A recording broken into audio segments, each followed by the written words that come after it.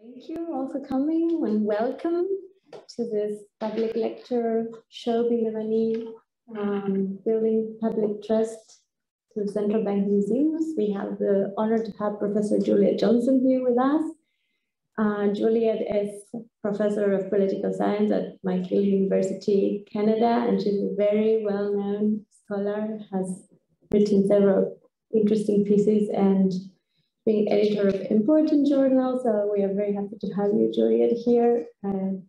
Yeah, the floor is yours. Great. Thank you so much. So don't applaud until after I finish. And then we'll see how it goes. So thanks very much for inviting me. And again, this particular project, this is one that on the one hand, I've been working on for a while because ever since I've been working on central banks, I've been interested in central bank visitor centers and museums. I've visited them when I've gone. On the other hand, it's only fairly recently become a project to look at what in fact these central bank museums are all about and what central bankers are trying to do with them. So just to get started, central banks around the world, they share a common goal, right? They want to build and maintain monetary stability. And doing this requires not only managing money itself, but public expectations about its present and future value. And indeed, money works. Oh, no, it doesn't. I have to do it this way. All right. Will that forward my slide? Yes, okay. Money works only when people collectively believe and behave as if it has value, right? So without public confidence and stability, money can fairly quickly be reduced to its essential elements, pretty paper, chunks of metal, and digital accounting chips. And certainly the most infamous example of this is the hyperinflation of 1921-23, when the mark to US dollar exchange rate reached $1 trillion to 1, and people needed wheelbarrows full of cash just to buy a loaf of bread. So when the public loses its trust in the national currency, the repercussions can last for generations. Today, central banks are the key government institutions charged with maintaining this public confidence. They do so primarily by regulating the supply and the security of monetary instruments to ensure that the value remains relatively stable. Well, this has always been a difficult task. Financial globalization has complicated the ability of national central banks to manage money. And more recently, the global financial crisis and then the COVID shock has challenged the legitimacy of central banks as monetary guardians. In reality, as we know, central banks often fail at their tasks, and money is not fully under central bank control. But there's a paradox here, right? Although central bankers understand their limitations, in practice, they need to exaggerate their abilities in order to help create the stability they seek. So while central bank policies matter, the public's belief in the effectiveness of those policies now and in the future arguably matters just as much. So it's about trust and it's about confidence. So my key question in this study is, how do central banks attempt to build this kind of public confidence, this public trust in money and their ability to manage it? And what I'm arguing is that central banks strategically employ what I call the stability narrative to attempt to build this kind of societal legitimacy for money and for the institutions that manage it. And this is a four-part narrative. The first part asserts that central banks can maintain the value of money. They can protect the value of money. Money is going to mean the same thing or roughly the same thing today as it did tomorrow. Second, that they can maintain the security of money. So when you have a piece of money, you know that that's a real piece of money. And there's more detail to that I'll get into later. Third, central banks need to assert that they represent the nation rather than, for example, a transnational capitalist class. And fourth, central bankers need to demonstrate that they've grown increasingly professional and sophisticated and thus better at their jobs over time. So what I do in this project is explore the stability narrative by studying its expression in central bank visitor centers and museums. I'll get into how many of those there are soon. But often when I talk about this project, people say, I didn't know central banks had visitor centers or museums. Yes, they do, and there are a lot of them. And if we look at the stability narrative expression, I can just give you one example before we get started. Looking at the European Central Bank Visitor Center and the way it's organized its themes. The ECB Visitor Center, it's right here. You can't go yourself yet. It's been closed for a little while, but it's going to open up again soon. If you haven't been there, I encourage you to go. This trilingual visitor center is organized around 4 color-coded themes that map fairly directly onto the stability narrative without using jargon. And these themes are maintain, safeguard, connect, and achieve. So this kind of evocative traffic-light color scheme is used throughout the exhibition. Yellow signals caution, signals stability. Red signals danger and protection. And green signals connection and flow, with the blue at the end emphasizing the ECB's desire to move ever upwards and to reach for the sky. And the idea is that these 4 words will act as a take-home message for visitors and will collectively reinforce an emotional attachment to and trust in the ECB as an institution. And here you can see, this is in the main offices, in the back offices, the design plan as they were working on it. All right, so why museums, really? Museums tell stories. Museums distill, teach, and privilege the beliefs of their creators. And as such, museums in some ways represent the ideal vehicle for understanding the ways in which central banks describe and promote their ability to govern money in the national interest, or the transnational interest in the case of the ECB. There are about, depending on how you count, 175 physical central bank visitor centers and museums around the world. They're located in about 90 different countries. They range in size from one-room currency exhibitions within the central bank to multi-story freestanding institutions. Around 50 of these, and these are the ones we're going to pay attention to today, are large educational centers that celebrate the central bank's mission, functions, and history. And they typically do this in tandem with a broader narrative interpreting the country's financial history from the central bank's perspective. And as we'll see, their number and sophistication have expanded remarkably in the past 25 years in tandem with the increasing interest in central bank transparency and with the systemic financial crises in 1997-98, and then again in 2007-2008. Now, this particular research has so far entailed staff interviews and site visits at 18 central bank museums, personal just site visits to several other museums, and the compilation of an extensive database that gathers and systematizes publicly available information on every central bank museum around the world. And I've also contracted with an information management company called Local Clarity to collect and monitor the Google reviews for a subset of these leading central bank museums. So if we look at what I'm going to talk about today, first I'll talk a little bit about the social construction of money, which is where this talk is really coming from intellectually. Then I'll talk about the evolution of the central bank museum and give you some broad statistics about their development. And finally, the bulk of the talk will be discussing the stability narrative itself and showing you how the stability narrative is expressed in these central bank museums and visitors centers. But first, let's turn to money. What is money, right? This is a textbook definition, the really short textbook definition, the one we all learn in school. And here it is on the wall of the Hong Kong Monetary Authority's museum. It's simple, it's uncontested, but as we know, money is actually much more than that. As Eric Lonergan has written, interdependence is perhaps the most important property of money. Money is valueless unless it's recognized and accepted by others. It is a social contract, perhaps the social contract of modern societies. And indeed, many scholars characterize money as a political and social phenomenon that's quite open to negotiation and to evolution. Modern states use currencies not only to facilitate economic transactions, but also to assert sovereignty and to build or reinforce collective identities. And central banks are right now at the heart of this process. So for example, in their role as monetary guardians, they manipulate public expectations about money through what anthropologist Douglas Holmes has called the economy of words.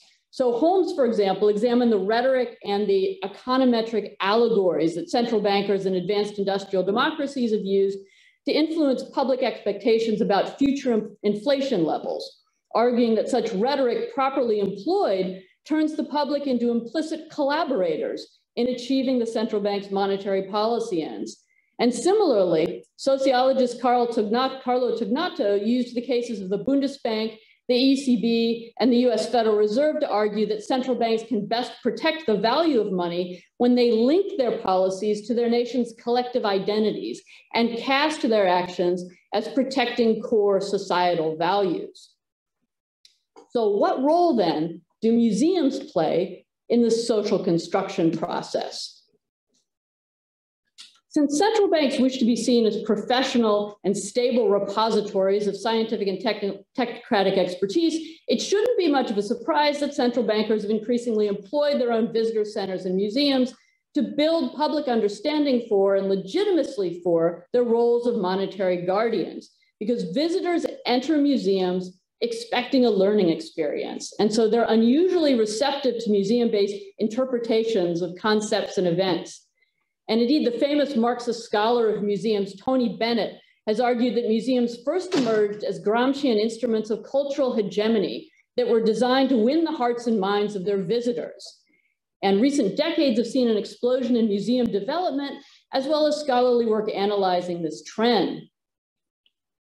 And what comes out of this is that really, although contemporary museums have the power to challenge conventional wisdom and engage visitors in open-ended or discursive progressive discovery, they can also reinforce political, economic, or social inequalities, reify official histories and power structures, or naturalize technological advancement. And with museums expanding into virtual and new media, the power of museums to tailor their messages has expanded as well, with interactive exhibits guiding visitors' learning actions and even emotional states, while simultaneously tracking their experiences and activities. Now, if we look at the, oh yes, they do these things. All right, visitors treat museums as neutral guides. All right, so if we look at what kinds of museums are the closest analogs to central bank museums, they're probably science museums and corporate museums. So first, if we turn to the Science Museum and think back to the last time you went to a science museum, right? Everybody does this as kids. I actually worked in 2 science museums when I was in high school. They often promote positive, universalist kind of objective truths about science and technology through subjectively experienced interactive exhibits. These are the most fun science museums. And this kind of engaging and general nature of science museums really led to the worldwide diffusion of the science center model. And as Sharon McDonnell has noted, they present themselves as experts in the mediation between the esoteric world of science and that of the public. And again, this is particularly done through hands-on exhibits.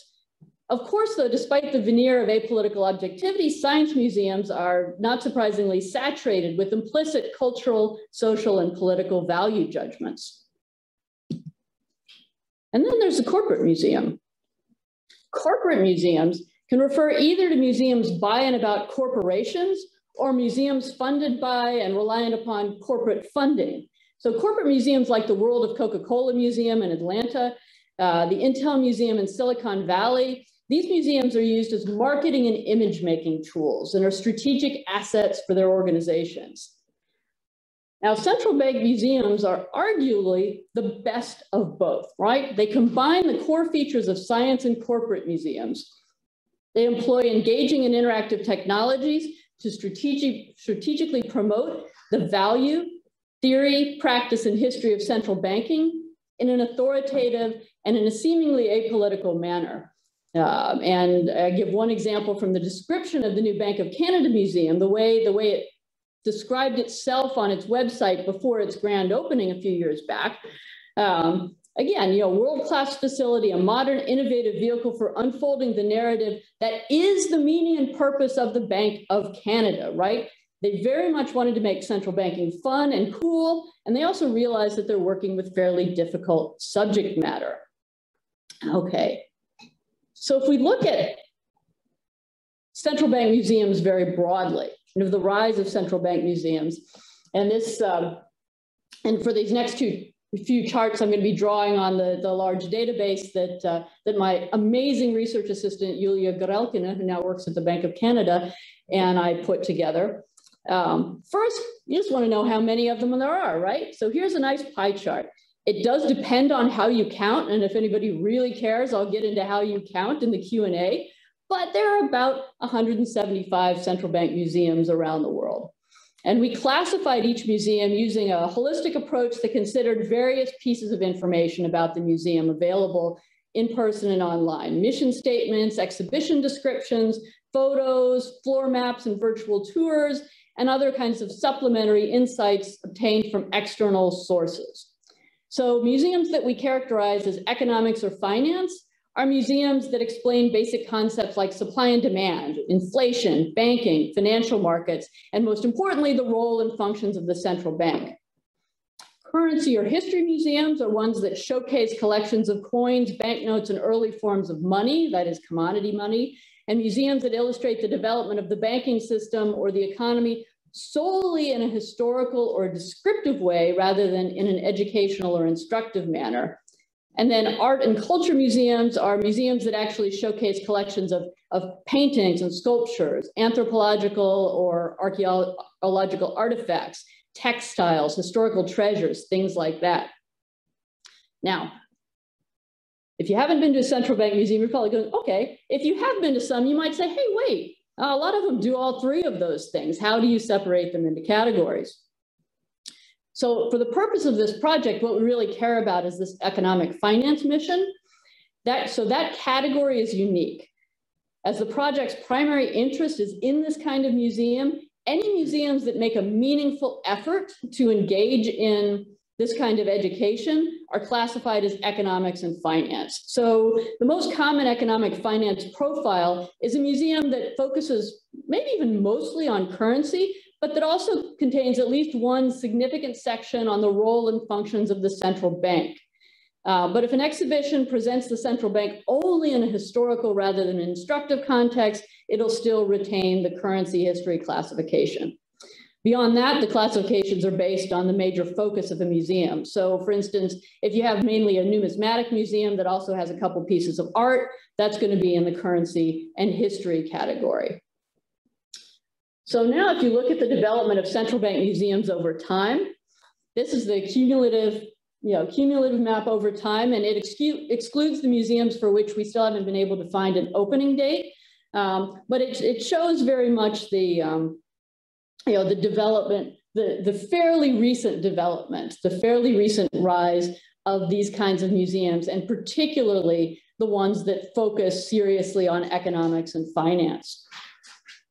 And then if we look at where they are, again, they're on the one hand, you'll find central bank museums all over the world. On the other hand, if you're interested primarily in the ones that focus on economics and finance, that have this particular kind of educational mission, they are primarily in North America, in Europe, and in South and Southeast Asia. You wouldn't be surprised. I don't have this data for you done yet, but the likelihood of having an economics and finance museum tracks pretty closely with central bank independence. Again, not surprisingly. And then if we turn, put that, oh no. All right, I just have to tell you about the next chart because I seem in my rush this morning to put new slides in for you, I erased an awesome one. The one that shows the proliferation of economics and finance museums, starting with the Bank of England Museum in 1955. So what you really see with that is, again, that these museums not only have proliferated fairly recently, but they also get renovated regularly. So you don't just create an economic and finance museum and leave it alone. You make sure that it stays fairly up to date. And if we look at what the point of these museums are, right? Confidence is everything. Central bank museums are designed to forge an emotional tie with visitors, a bond of trust and confidence. And here are just a couple of examples from the Bundesbank's museum and the Bank of Belgium museum. So the Bank of Belgium, this is the first thing you see when you walk in. You see this giant wall with a #1 and confidence written in 4 languages. The Bundesbank Museum, for those of you who've been there, it's all over the exhibit, the words confidence and trust. You know, here's just one example, which I love because again, it says confidence is everything, right? And as the European Central Bank Visitor Center director explained when I talked to her several years back, society is built on trust, right? We trust restaurants, for example, not to poison our food when we go into them. But when people don't understand why something is being done, then that leads to distrust. So the idea is if people know more about central banks, they will trust them more. When I talked to some of the Bundesbank museum staffers, they observed that they want visitors to trust the Bundesbank's knowledge and competence in all areas of responsibility for money. And they said that, quote, the idea of the museum is to create a location where you get in contact with money as a sort of event, where you get not only an intellectual feeling, where you get an emotional feeling. They actually agreed that it's like a corporate museum, but their product is money, and their goal is to explain how it works. And again, the words trust and confidence appear absolutely everywhere. By the same token, the flip side of this is that museum staff want to counter what they perceive as misconceptions about central banks and want them to appear less remote and unapproachable. So museum staffers hope to fight the stereotype of central bankers as nefarious. Those are words from the Federal Reserve Bank of Atlanta, as arrogant, rich organizations, Bank of England, in order to avoid hate and derision, Bank of Estonia. A Bank of Canada official said to me that he wants the public to know, quote, that we're made up of people and we're not a giant corporate monolith. So museum staff hope that visitors leave with a better understanding of what central banks do and why they're important to the economy. Because in the end, and here's something from the Central Bank Museum in Philadelphia, in the end, quote, better communicated central bank functionality likely results in better functioning central banks, with the transmission mechanism being stronger. That's, you know, I'm not going to argue whether or not that's true, but that's certainly what they believe. And again, the focus of this project is more on what the central banks want people to learn than the extent to which central people actually learn those things. But if we look at the Google reviews, you can see that, you know, these central bank museums are more popular than you might think, right? They get pretty good ratings. They give the museums relatively high marks, right? And in terms of visitor numbers, I don't have that chart, but again, they tend to have more visitors than you might think. And the larger central bank museums reported, say, 60,000 visitors per year in Poland, 40,000 per year in the Netherlands and Lithuania, 25,000 per year in Philadelphia. A lot of these are school groups, but not only. And again, it varies a bit by museum. And again, you know, it's not as if nobody goes to these. So they do have a chance to try to, as Coney Bennett said, win hearts and minds. So now let's look at how they try to do this through promoting and asserting the stability narrative.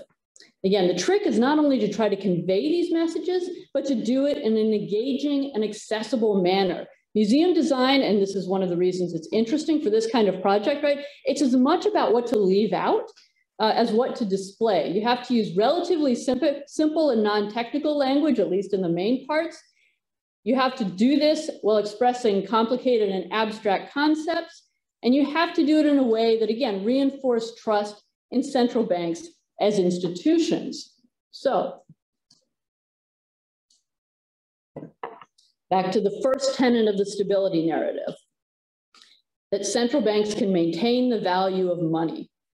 For money to serve as a trusted, efficient means of exchange and store of value, the public has to believe that the central bank is going to be able to control that value now and in the future, even in the face of historical evidence to the contrary. And there is a lot of historical evidence to the contrary, right? So demonizing inflation, here's our little demon. is meant to make the public receptive to restrictive monetary policies by demonstrating what can happen when too much money chases too few goods. So inflation, yeah, it's sometimes represented as an unsavory creature. This might stimulate fear and revulsion in the visitor. So this is the Bank of Finland's fuzzy green inflation monster. The Czech National Bank has a bug to be eradicated. There are a lot of these different kinds of images. And central bank museums also try to bring inflation home. Why is it important to you? And it's important to you because it reduces your buying power. And many of them have this kind of exercise where you can see, at a certain inflation rate, how much your, in this case, $1,000,000 US is going to be worth after, in this case, 11 years. And if you have a pretty high inflation rate, well, it's not worth that much. And so this gives people a visceral understanding of what the stakes are.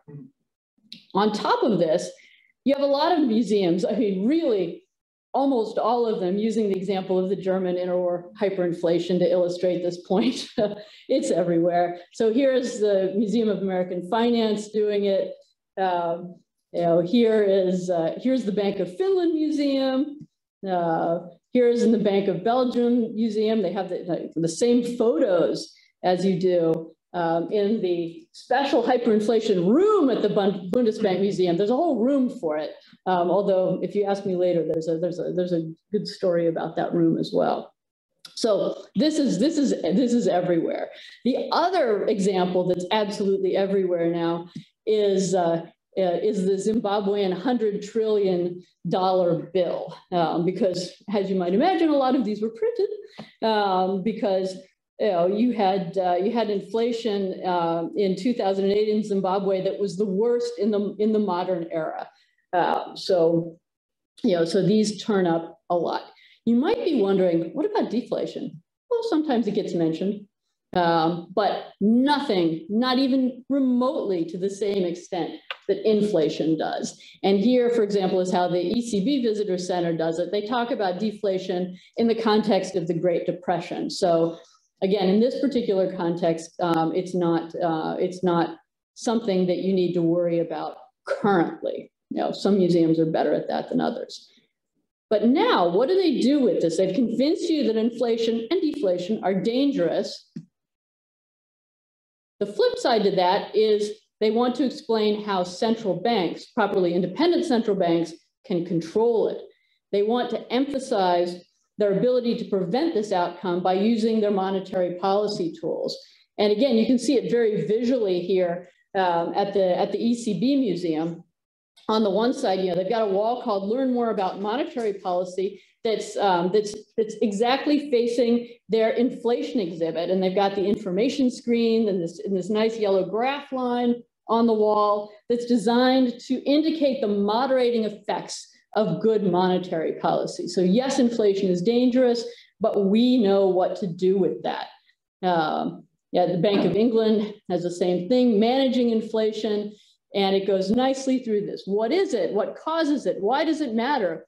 How does the bank manage it? So once you've been been convinced it's a problem, they tell you what to do about it. And in particular, in North America and Europe, what you see is not just inflation, but you see and what monetary policy does in general, but you see a lot about the 2% inflation target.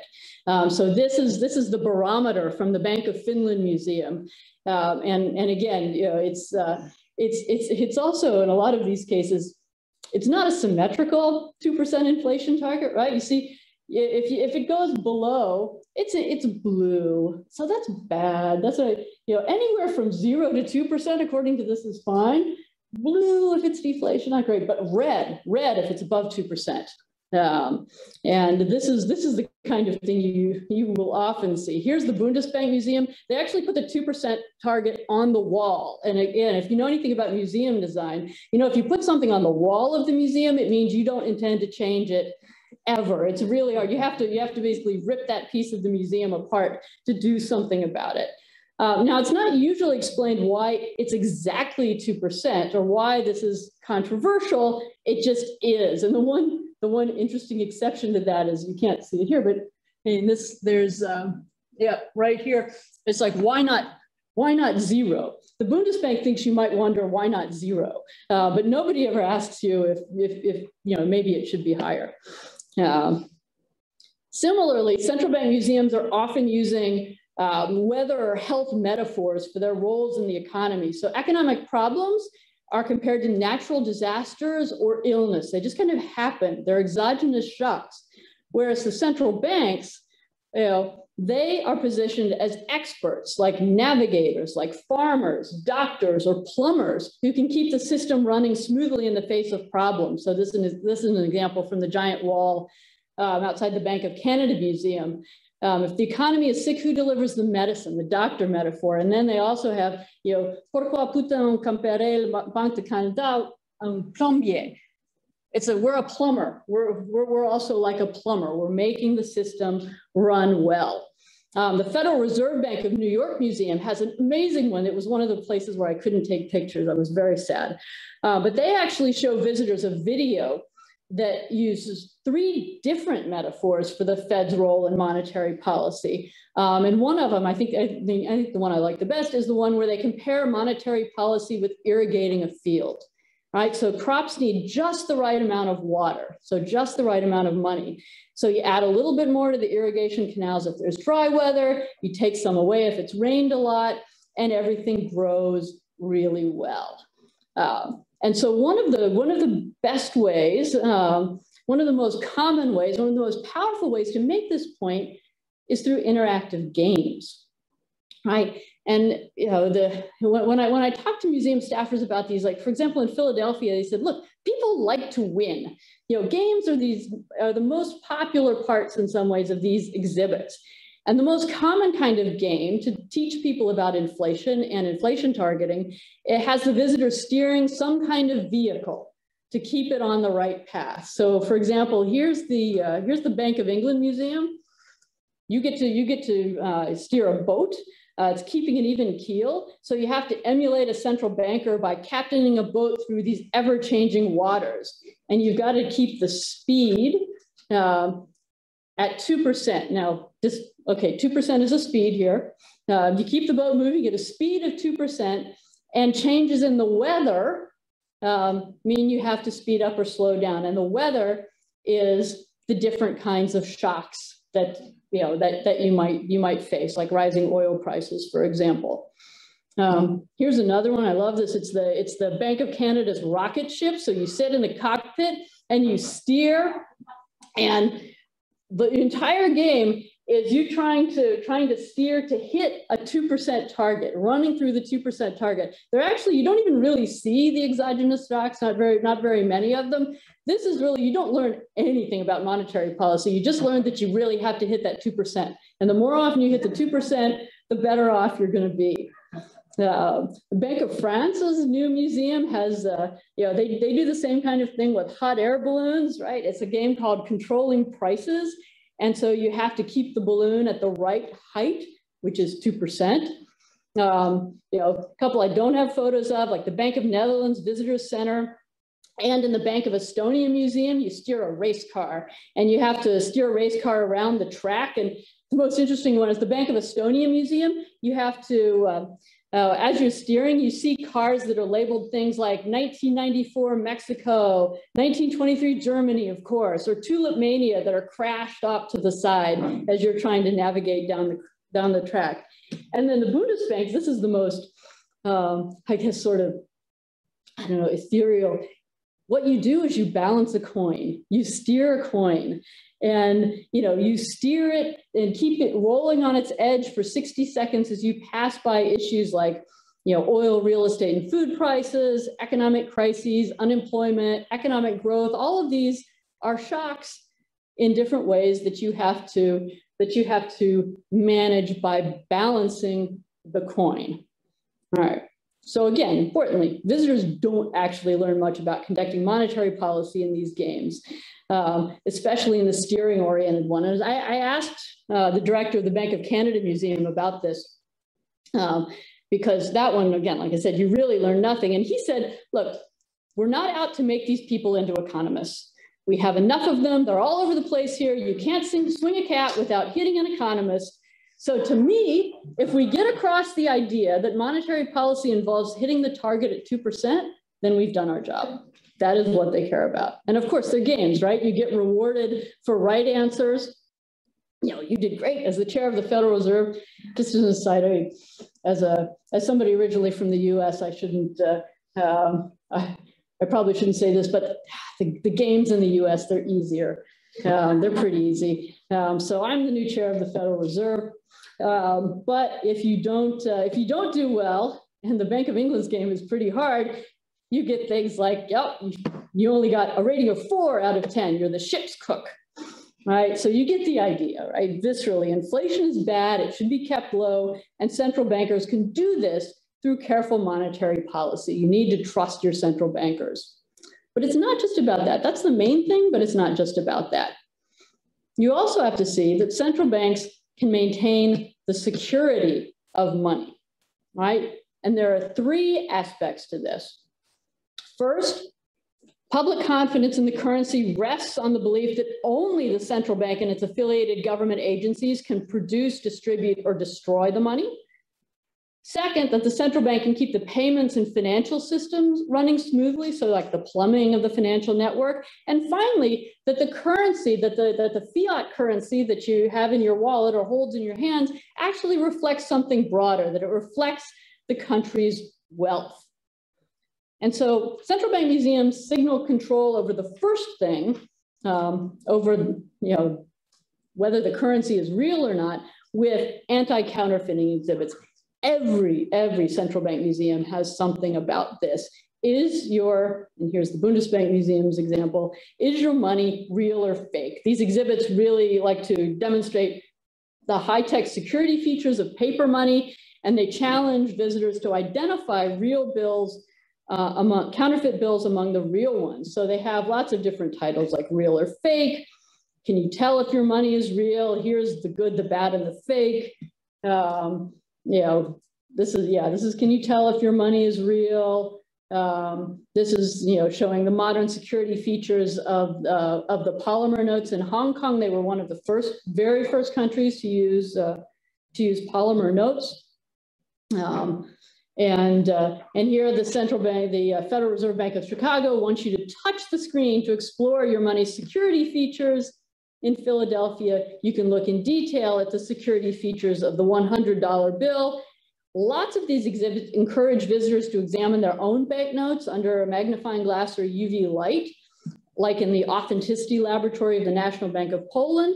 And what we can see here is, again, banknote security is a science.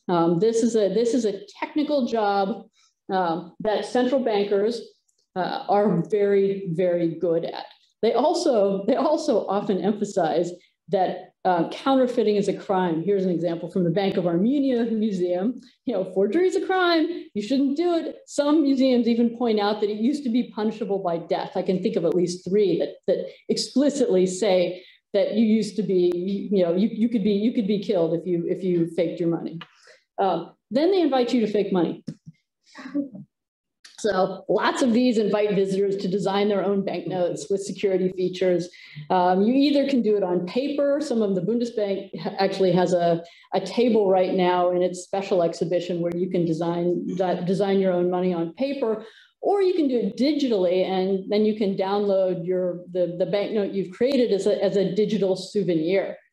And again, these kinds of exhibits, these kind of souvenirs, all emphasize the central bank's ability to control the currency and to make an emotional connection between the central bank and the visitor by having visitors examine, design, and even take home their own banknotes. Then in terms of the financial system and payment systems, here the exhibits often contrast what the world was like before and after central banks. So here we see, this is a discussion of Canadian phantom banks, beforehand, but then we go to the central bank. Similarly, again, after the central bank, we have banking regulation, and the Fed is America's financial guardian. If you look, there's a whole lot about how electronic payments work, about banking supervision when it's relevant. So here's the ECB's detailed chart on how we supervise banks. But with this, it emphasizes in pretty simple terms that, quote, we can prevent unsuitable people from running banks. And also, quote, we ensure compliance with banking rules and regulations, things like that. There's also some interactives on this. The Federal Reserve Bank of Atlanta, which again, sadly, didn't let me take any pictures of anything, developed a game called Banker's Challenge that invites visitors to act as commercial bankers in making loan decisions. So you get presented with particular situations, and then it asks you, would you give a loan to this person? And so with some pretty conservative assumptions in it. And then if visitors make the right decisions, they can advance through the ranks of the bank from bank manager to vice president of the bank. And that game was so popular that it got spread to a lot of the other Federal Reserve Bank museums around the country. And then finally, central bank museums attempt to captivate the imagination of visitors and to engender an emotional sense of security through wealth by displaying gold or large quantities of banknotes. At least 27 central bank museums display real gold bars or nuggets, often ones that visitors can touch or lift. They often do this again. They might display the gold. This is in Romania, and your Easter egg here is this is Cornell Ban and Len Seabrook when we were in Romania together at visiting the Museum of the Bank of Romania. Lots of them let you touch the gold itself, lifting up the gold bar. You can admire it. Huge wall of gold in the Federal Reserve Bank of New York City. And sometimes if you can't actually display the real gold, you'll at least have photos of gold, as in Armenia, right? To indicate the central bank's wealth. So pictures of gold bars, the international reserves of Armenia. We are wealthy. Our money is backed by something, right? Now these gold bars are a bit of a mixed blessing. As one Bundesbank staffer said to me way back in 2015, when they were actually designing the new museum that you can go visit now, he said, there will be a gold bar. It's horrible for me. I don't like it because it gives gold the appearance of money, which is not really necessary, but visitors all like it. And definitely they do like it. And here is the gold bar that you can touch in the Bundesbank Museum.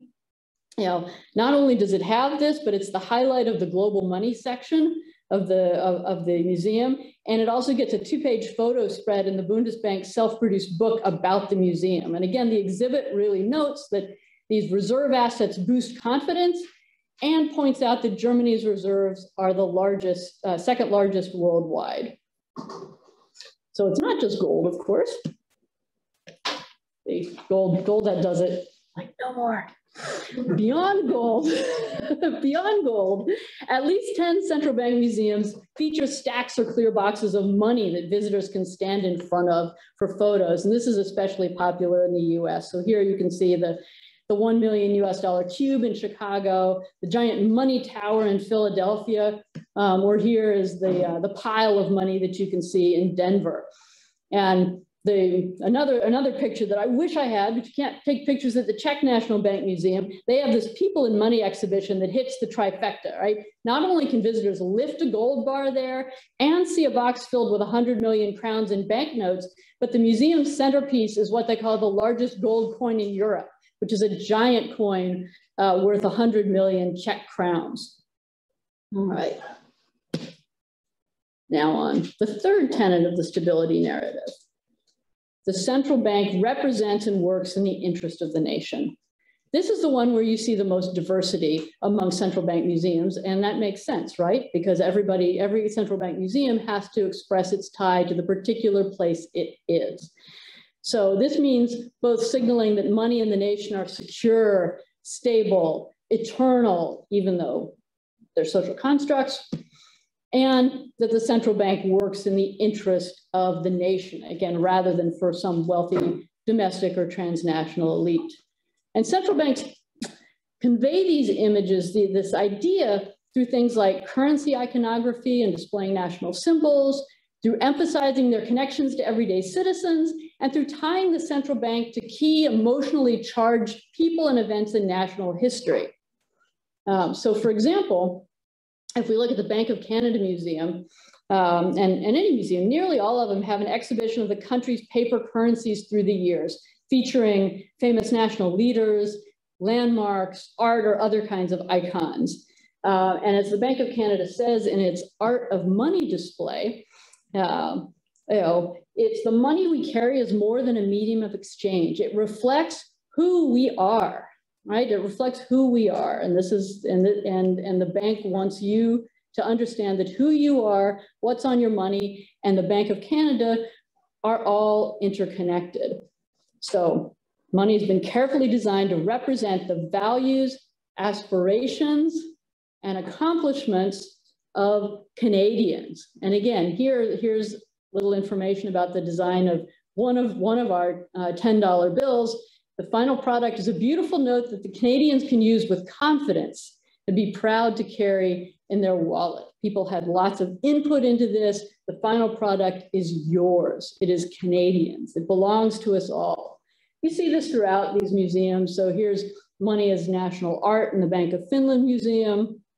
Bank of England Museum shows how images of famous citizens are on their money.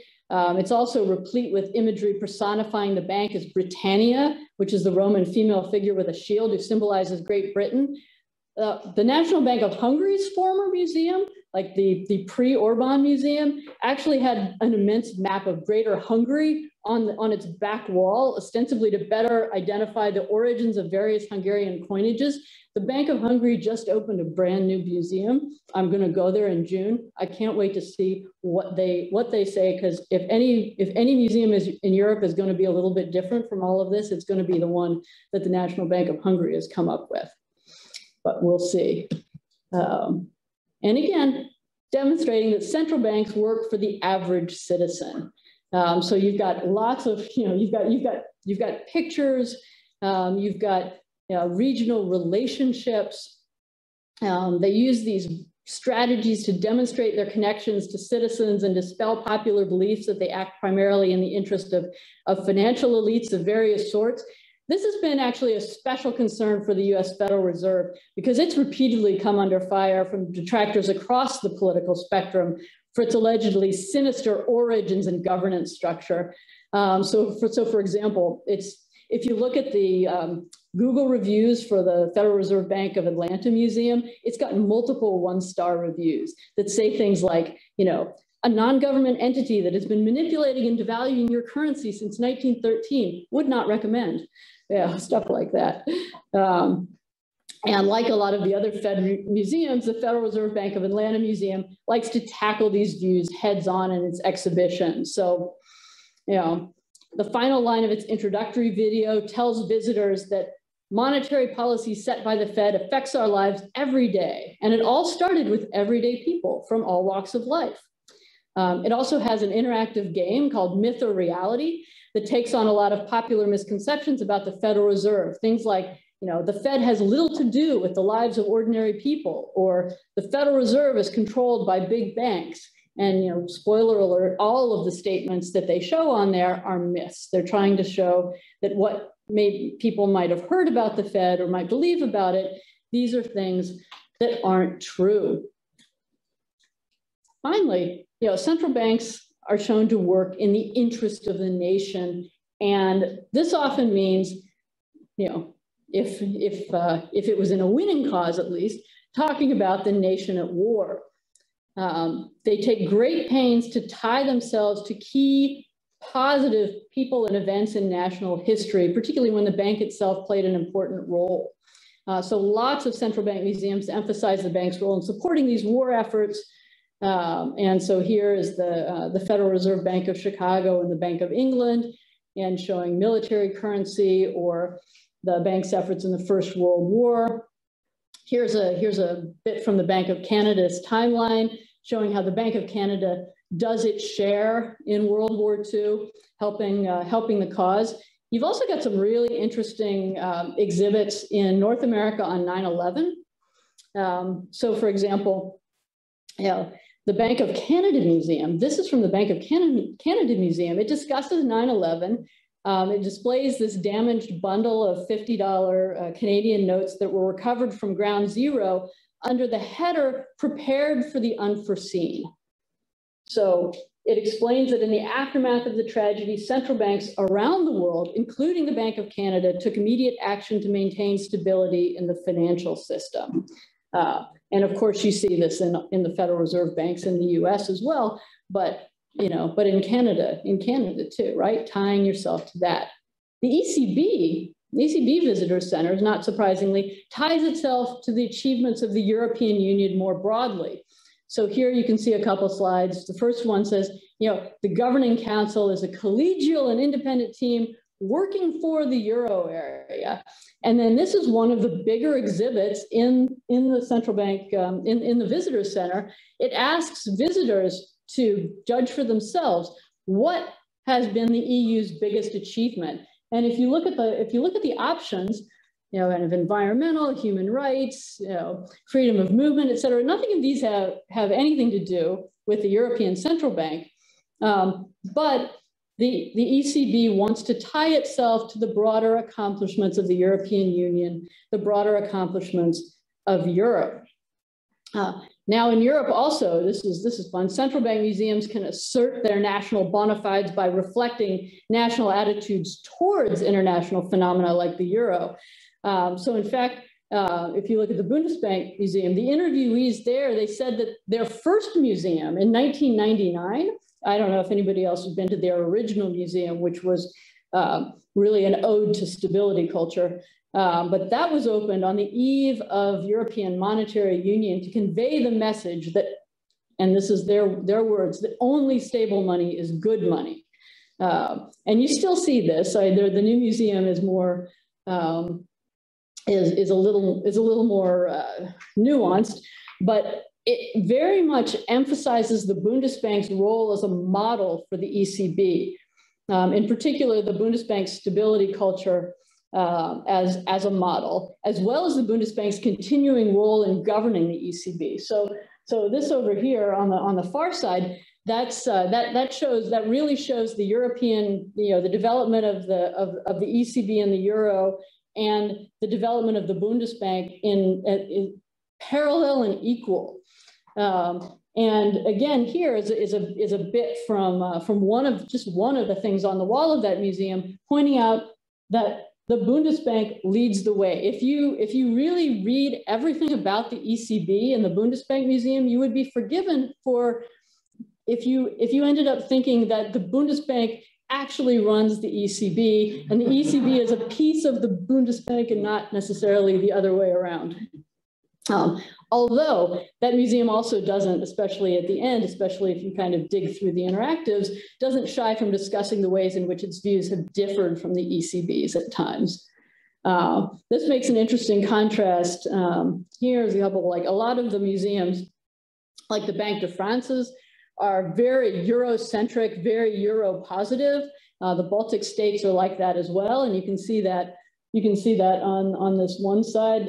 This is the Banque de France Museum, which really has only positive things to say about the euro. The euro has been only good, but really interesting is the way that the approach to the euro actually shifted in the Money Museum of the National Bank of Poland, when they had a euro-skeptical central bank governor that was affiliated with the Law and Justice Party come to power. So among other things, the section of the museum that had been devoted to celebrating the EU and the euro was toned down a lot. So this is the section. It used to be playing really loudly, Ode to Joy. Now it just has a sort of dun, dun, dun, dun, dun, dun, dun. So they've downplayed it completely. And finally, and we've already talked about this, so I can be pretty brief about this. The final tenet of the stability narrative is this teleologic or progressive one. Central banks are becoming more sophisticated, more professional, and better able to do their jobs over time. And you need this because you have to be able to trust that central bankers are not going to repeat their past mistakes. And again, this is a pretty tricky signal to send, because central banks want to narrate a tradition of consistency and stability, as well as an ability to continue to get better at what they do. So they incorporate episodes of financial stability into a narrative emphasizing the central bank as the natural and appropriate outcome of past crises and as a bulwark against future turmoil. And central bank museums really do this often through timelines. And they use the timelines to show progression, to show important innovations, events, and developments in central banking.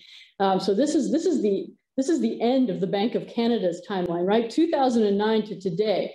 And you know, notice there's not much about the financial crisis here, but as the bank continues to evolve and improve its tools, and you know, they show one of our astronauts here in space with the Canadian $5 bill that shows you know, the Canadarm, a piece of the International Space Station that Canada developed on there. You see this throughout the timelines.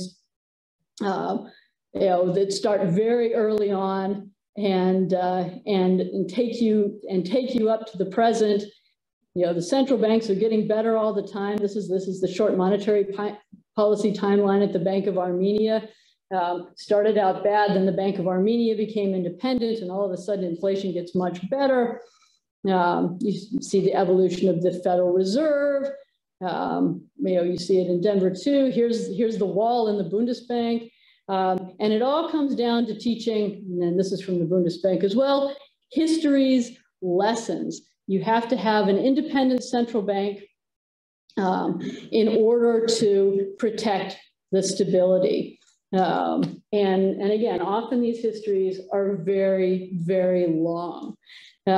These emphasize the central bank in the national narrative and their creation as these necessary and progressive institutions. So for example, the Bank of Canada's A History of Central Banking in Canada timeline actually begins in 5000 BC. So, and this is a long timeline, right? The Bank of Canada actually first appears in this timeline in 1935.